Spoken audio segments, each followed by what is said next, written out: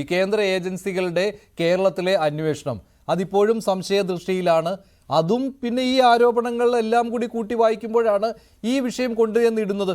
ഈ പറയുന്ന തൃശ്ശൂരിലെ കൂടിക്കാഴ്ചയും കോവളത്തെ ഈ സന്ദർശനവുമൊക്കെ.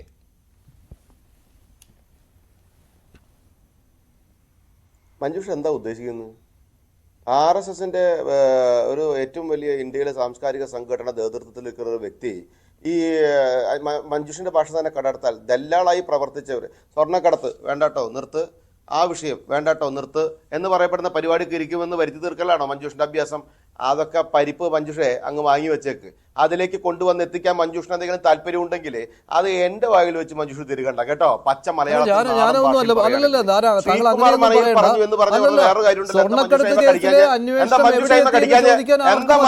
ഞാൻ പറയും മഞ്ജുഷെ, സൂത്രമൊപ്പിച്ചു വന്ന് വരുത്തി തീർക്കാനുള്ള മഞ്ജുഷയുടെ നരേറ്റീവുണ്ടല്ലോ, അത് മഞ്ജുഷ കയ്യിലങ്ങ് വെച്ചാൽ മതി. ആ പരിപ്പ് മഞ്ജുഷ അങ്ങ് വേവിക്കാൻ നോക്കണ്ട കേട്ടോ. അത് ഇവിടെ മഞ്ജുഷ വൃത്തിയോട് പറയാ, മോശത്തരം പറയാ, മഞ്ജുഷാണ് കയ്യിൽ വെച്ചാൽ മതി. എന്താ മഞ്ജുഷേ ഞാൻ പറഞ്ഞ കാര്യം തന്നെയല്ലേ ശ്രീകുമാർ മണിയിൽ പറഞ്ഞത്? സതീശൻ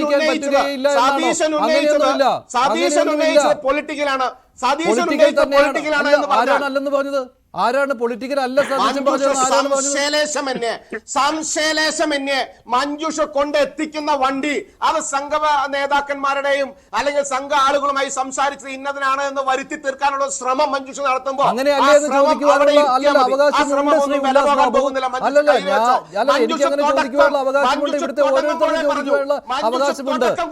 അനാവശ്യമായിട്ടാണ് ഈ ബഹളം വെച്ച് തുടങ്ങിയത്. താങ്കൾ അനാവശ്യമായിട്ടാണ് ബഹളം വെച്ച് തുടങ്ങിയത്. ഈ ചർച്ച വളരെ വളരെ സ്മൂത്തായിട്ട് പോവുകയായിരുന്നു. തീർക്കുന്നതിന് വേണ്ടി ഇതിന്റെ പ്രധാന വിഷയത്തിന്റെ കണ്ടന്റിനെ മാറ്റിക്കൊണ്ട് ഈ വിഷയവുമായി മുന്നോട്ട് പോകുന്ന രാഷ്ട്രീയം അത് ശരിയല്ലെന്ന് ഞാൻ തുടക്കം പറഞ്ഞതിന്റെ അടിസ്ഥാനത്തിലാണ്. ഏത് വിഷയത്തെ മാറ്റിക്കൊണ്ടാണ് പോയതെന്ന് താങ്കൾ പറയണം. അല്ല, ഏത് വിഷയമാണ് മാറ്റിക്കൊണ്ടുപോയത്? ഏത് വിഷയമാണ് മാറ്റിക്കൊണ്ടുപോയത്? എന്താ ക്രിമിനൽ? അല്ല മഞ്ജുഷ കേരളത്തിൽ ജീവിക്കുന്ന ആളല്ലേ? ഏത് വിഷയമാണ് മാറ്റിക്കൊണ്ടുപോയത്?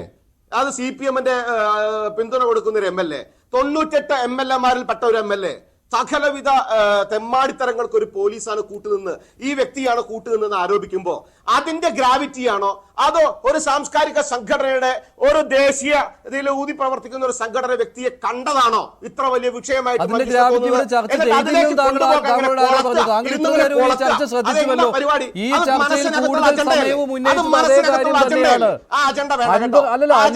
അജണ്ട എന്താണ് എന്നുള്ള കാര്യം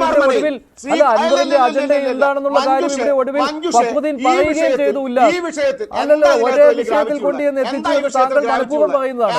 താങ്കൾ മനഃപൂർവ്വം പറയുന്നതാണ് ഒരേ വിഷയത്തിൽ കൊണ്ടുവന്ന് എത്തിച്ചുവെന്ന്. അങ്ങനെ അല്ല ചർച്ച ഇവിടെ പോയത്. ഒരേ വിഷയത്തിൽ കൊണ്ടുവന്ന് എത്തിച്ചു താങ്കൾ മനഃപൂർവ്വമാണ് പറയുന്നത്. അങ്ങനെയാണെങ്കിൽ ഇതിന്റെ ടൈറ്റിൽ എന്ന് പറയുന്നത് അതേ രീതിയിലായിരിക്കും. അങ്ങനെയാണെങ്കിൽ ഇതിന്റെ ടൈറ്റിൽ അതേ രീതിയിലായിരിക്കും. പോലെയുള്ള ആളുകളുടെ അജണ്ടയാണ് ഞാൻ വിളിച്ചു പറഞ്ഞത്. ആ അജണ്ടയ്ക്ക് നിന്ന് തരാൻ ADGPയെ സംരക്ഷിക്കുന്ന കാര്യത്തിൽ മുഖ്യമന്ത്രിക്ക് മിണ്ടാട്ടമില്ലേ എന്നുള്ളതാണ് ഈ ചർച്ചയുടെ അജണ്ട. ആ അജണ്ട പോലും താങ്കൾക്ക് മനസ്സിലാകുന്നില്ലെങ്കിൽ പിന്നെ ഞാൻ താങ്കളോട് എന്തു പറയാനാണ്? മുഖ്യമന്ത്രി മൗനി ബാബയാണോ? മുഖ്യമന്ത്രി എന്തുകൊണ്ട് മിണ്ടിയില്ല എന്നുള്ളതാണ് ഈ ചർച്ചയുടെ അജണ്ട. അത് താങ്കൾക്ക് മനസ്സിലായില്ലെങ്കിൽ താങ്കൾ മുഖ്യമന്ത്രിയെ പിന്തുണയ്ക്കുകയാണ് സർ. അത് മഞ്ജുഷ പള്ളിയെ പോയി പറഞ്ഞാൽ മതി. അതൊക്കെ ഞാൻ എവിടെയെങ്കിലും പറഞ്ഞോളാം. അത് ഞാൻ എവിടെയെങ്കിലും പറഞ്ഞോളാം. താങ്കൾക്ക് വെറുതെ എന്നോട് ചൂടാവാനാണ് ആവശ്യമെങ്കിൽ താങ്കൾ ചൂടായിക്കോളൂ. പക്ഷേ ഈ ചർച്ചയുടെ അജണ്ട ഞാൻ കൃത്യമായിട്ട് പറഞ്ഞു. എന്ന് പറയപ്പെടുന്നവൻ സകലവിധ വൃത്തികേടുകൾക്ക് കൂട്ടുനിന്നുവെന്ന് ഒരു MLA വിളിച്ചു പറയുന്ന സമയത്ത് അത് ചർച്ച ചെയ്യാതെ ഒരു വ്യക്തിയെ കണ്ടു എന്ന് പറഞ്ഞ് ചർച്ച ചെയ്തുകൊണ്ട് ഇതിനെ മാറ്റി നിശ്ചയിക്കാൻ പോകുന്ന അജണ്ടയുടെ വക്താവായിട്ട് മാറുമ്പോൾ പഠിച്ചുകൊണ്ട് വന്നിരിക്കുന്ന കുറെ കാര്യങ്ങൾ പറയുക മാത്രമാണ് ചെയ്യുന്നത്. ഈ ചർച്ച എന്താണെന്ന് കേൾക്കാതെ, ഈ ചർച്ച എന്താണെന്ന് പോലും കേൾക്കാതെ, ഈ ചർച്ചയിൽ ഉന്നയിച്ച ചോദ്യങ്ങൾ കേൾക്കാതെ താങ്കൾ വെറുതെ പഠിച്ചുകൊണ്ടുവന്ന കുറെ കാര്യങ്ങൾ വിളമ്പുന്നു എന്ന് മാത്രമേ എനിക്ക് തോന്നുള്ളൂ. അഭ്യാസങ്ങൾക്ക് കടിക്കാൻ നിൽക്കുന്ന ആളല്ല ഞാൻ. താങ്കൾ ഈ ചർച്ചയിൽ എന്തെല്ലാം എന്ന് പറയപ്പെടുന്ന വ്യക്തികളുടെ രാഷ്ട്രീയ അജണ്ട നടപ്പിലാക്കാൻ നോക്കുമ്പോൾ അതിനെ എതിർത്തു എന്നുള്ളതാണ് ഞാനിപ്പോ ചെയ്ത പ്രവൃത്തി. പിന്നെ വലിയ പ്രവൃത്തിയായിപ്പോ. എന്റെ ഉല്ലാസ് ബാബു, ഈ ചർച്ചയിൽ എന്തൊക്കെ കാര്യങ്ങൾ വന്നു എന്ന് താങ്കൾ ആദ്യം ഒന്ന് റീവൈൻഡ് ചെയ്തെങ്കിലും നോക്കുക. ഒന്ന് വീട്ടിൽ പോയിട്ട് ഈ യൂട്യൂബിൽ ഇതിന്റെ ചർച്ചയുടെ മുഴുവൻ കാര്യങ്ങളും കാണാം. അത് ശ്രീകുമാർ താങ്കളൊന്ന് മനയിൽ നോക്കുക. പറഞ്ഞ എ കാര്യം ഡി എന്റെ ജി പിയെ മഞ്ജുഷ സംരക്ഷിക്കുന്നതിനെ കുറിച്ച് സതീശൻ ഞാനൊന്ന് പറഞ്ഞത് പറയട്ടെ. എ ഡി ജി പിയെ പൊളിറ്റിക്കലാണ്. സംരക്ഷിക്കുന്നതിനെ ഞാൻ കുറിച്ച് വസ്തുത പറയുന്നു. മുഖ്യമന്ത്രിക്ക് സ്വർണ്ണക്കടത്ത് മിണ്ടാട്ടമില്ല എന്നുള്ള ചോദ്യമാണ് മുകളിൽ എഴുതി കാണിക്കുന്നുണ്ട്. എത്ര നാൾ മൗനം തുടരാൻ മുഖ്യമന്ത്രിക്കാവും എന്നുള്ള ചോദ്യമാണ് പ്രൈം ഡിബേറ്റ് ഉന്നയിക്കുന്നത്. പാർട്ടിയെ പ്രതിരോധത്തിലാക്കിയോ മുഖ്യമന്ത്രിയുടെ ഈ മൗനം എന്നാണ് ചോദിക്കുന്നത്. അത് പറയുമ്പോൾ താങ്കൾ പഠിച്ചുകൊണ്ടുവന്ന കുറെ കാര്യങ്ങൾ ഇവിടെ വിളംബരുന്നു. ശ്രീ ഉല്ലാസ് ബാബു, ശ്രീ ബൽദേവ് സച്ചിദാനന്ദൻ, താങ്കളാണ് മറുപടി പറയേണ്ടത്. മുഖ്യമന്ത്രിയുടെ ഈ മൗനം പാർട്ടിയെ ദുർബലപ്പെടുത്തുന്നുണ്ട്, മുന്നണിയെ ദുർബലപ്പെടുത്തുന്നുണ്ട്. അതാണ് ഇവിടുത്തെ ചോദ്യം. താങ്കൾക്ക് മനസ്സിലായല്ലോ. ആഭ്യന്തര വകുപ്പിനെ കൈകാര്യം ചെയ്യുന്ന ശൈലിയിൽ പരിപൂർണമായി പരാജയപ്പെട്ടവർ രാജിവെക്കണമെന്ന് കെ സുരേന്ദ്രൻ ആവശ്യപ്പെട്ടത് എന്താ? നിങ്ങൾക്ക് മനസ്സിലായില്ല? നിങ്ങൾ കേട്ടില്ല? കേൾക്കാത്തതാണ്. നിങ്ങളുടെ മനഃപൂർവ്വം കേൾക്കാത്തതിനെ കുറിച്ചാണ് ചോദിച്ചത്. ആ വിഷയത്തിലേക്ക് കൊണ്ടുപോ, സ്വർണ്ണക്കടത്തിലേക്ക് കൊണ്ടുപോ, കൊലപാതകത്തിലേക്ക് കൊണ്ടുപോ, ശശിയിലേക്ക് കൊണ്ടുപോ, അതുപോലെ ഫോൺ ചോർത്തലിലേക്ക് കൊണ്ടുപോ. ഫോൺ ചോർത്തലിനെ കുറിച്ച് ഓടിപ്പോയവരല്ലേ ഇവരൊക്കെ. അപ്പോ ആ വിഷയം ചർച്ച ചെയ്യേ, ആ വിഷയം ക്രിമിനൽ കേസെടുക്ക്, ആ വിഷയം ഉന്നയിച്ച ആളുകളെ വിളിച്ച് ചോദ്യം ചെയ്യേ. ആ വിഷയത്തിൽ മുഖ്യമന്ത്രി മൗനം വെടിയണമെന്നുള്ളത് ഏറ്റവും ആദ്യം പറഞ്ഞൊരു വ്യക്തിയാണ് കെ സുരേന്ദ്രൻ.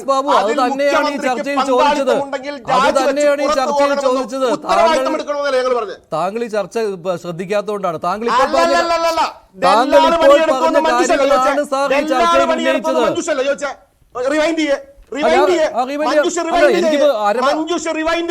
ദല്ലാള് പണിയെടുത്തുവെന്ന് മഞ്ജുഷ പറഞ്ഞു.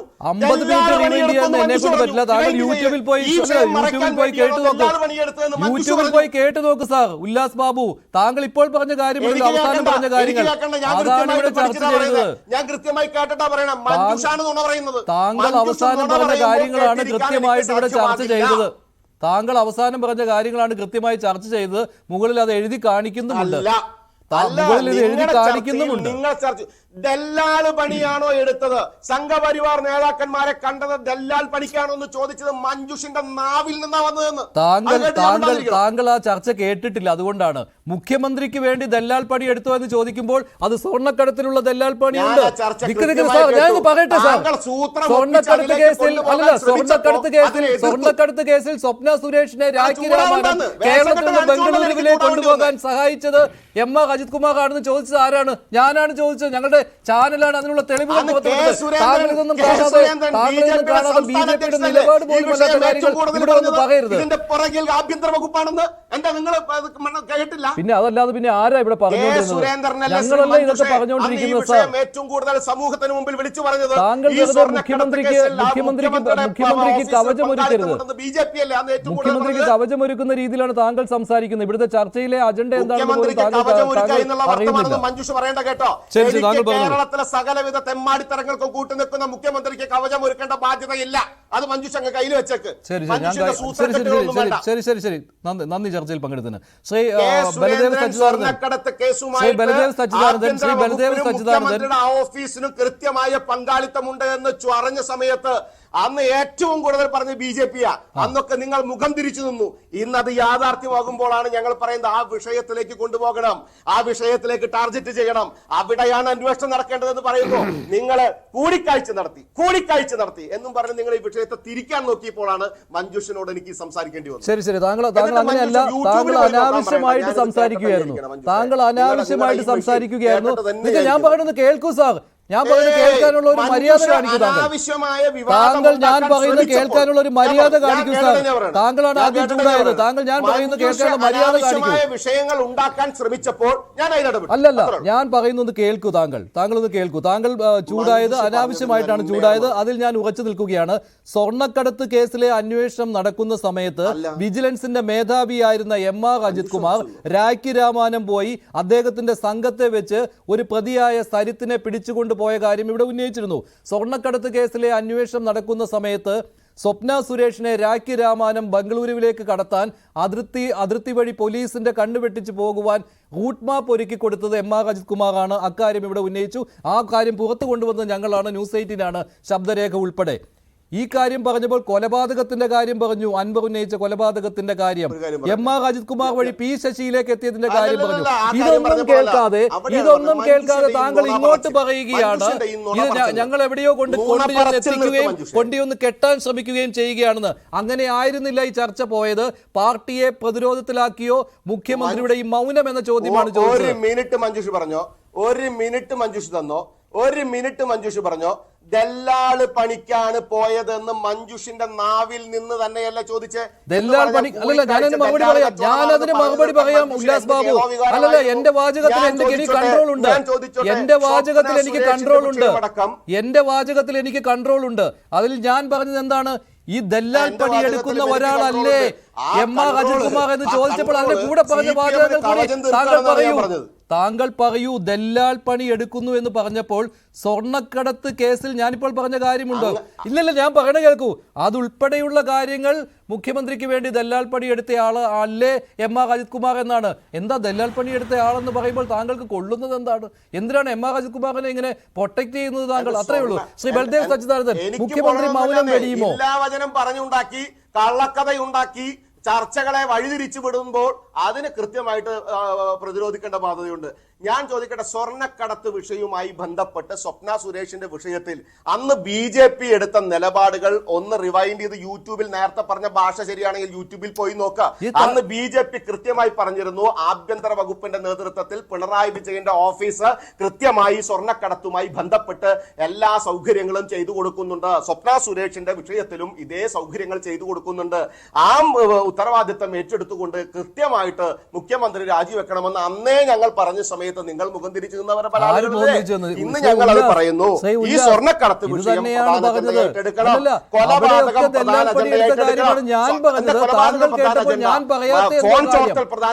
ഞാൻ പറയാത്ത എന്തോ കാര്യം താങ്കളുടെ ചെവിയിലേക്ക് വന്നു. അത് വെച്ചുകൊണ്ട് താങ്കൾ എന്നോട് ചൂടായി. എന്നിട്ട് ഇവിടുത്തെ ചർച്ച വേറെയാണെന്ന് താങ്കൾ വരുത്തി തീർത്തു.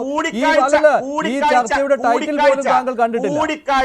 കൂടിക്കാഴ്ചയെ കുറിച്ച് കൊണ്ടുപോയി എത്തിക്കാൻ ശ്രമിക്കുന്നത് എനിക്ക് മനസ്സിലാകും. കാരണം ഞാനും നിങ്ങളും കഴിക്കുന്ന 42 രൂപ 30 പൈസയുടെ അരിയാകാരം. അല്ലല്ല, താങ്കളുടെ അത്ര ആലങ്കാരികമായ ഭാഷയൊന്നും ഇവിടെ വേണ്ട. ശ്രീ ബൽദേവ് സച്ചിദാനന്ദൻ, മുഖ്യമന്ത്രി മൗനം വെടിയുമോ ഇല്ലയോ? ഘടകകക്ഷിയുടെ ഒരു പ്രധാനപ്പെട്ട നേതാവാണല്ലോ.